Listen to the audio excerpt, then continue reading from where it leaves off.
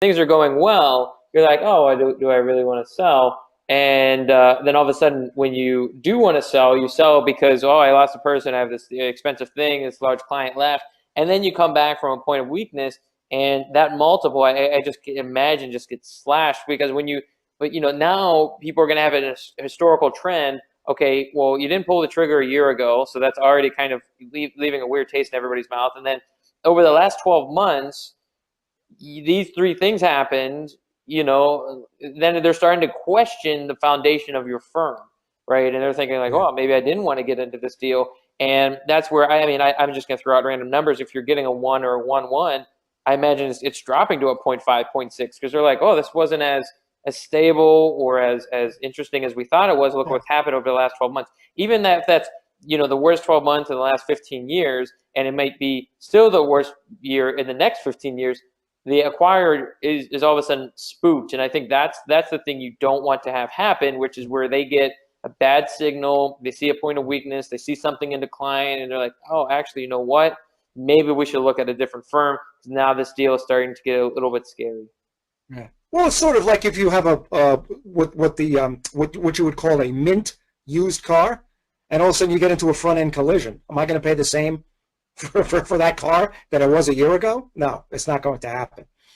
Yeah, well, this is a point, this is a question come up, and I think it's a good place to wrap up. And I want people to be able to connect with you. I know you have a lot of content on your site and everything like that, but if somebody is in that boat where they are going to be retiring in the next 5, 10, even 15 years, how can they start planning or thinking about how to properly position their firm for either succession, maybe upgrading, up leveling the talent in there for somebody to take that on, or they want to go into potentially acquisition and a selling mode? What are the steps that they need to take to prepare themselves over the next 5, 10 years? Okay. Well, the first thing I would advise them to do is they have to decide whether their succession strategy lies internally or externally. Internally, they have to ask themselves a number of questions. Do I have the talent on the bench to not only replace me, but continue keeping the firm in the right direction over the next years and profitable?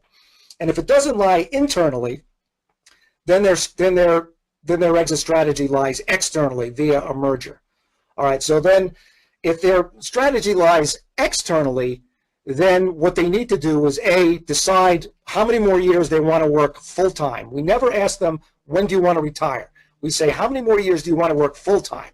Because they may want to work 5 more years full time and then slow down to part time, for the next 6 or 7. So I would say that they have to decide that. Also, if they're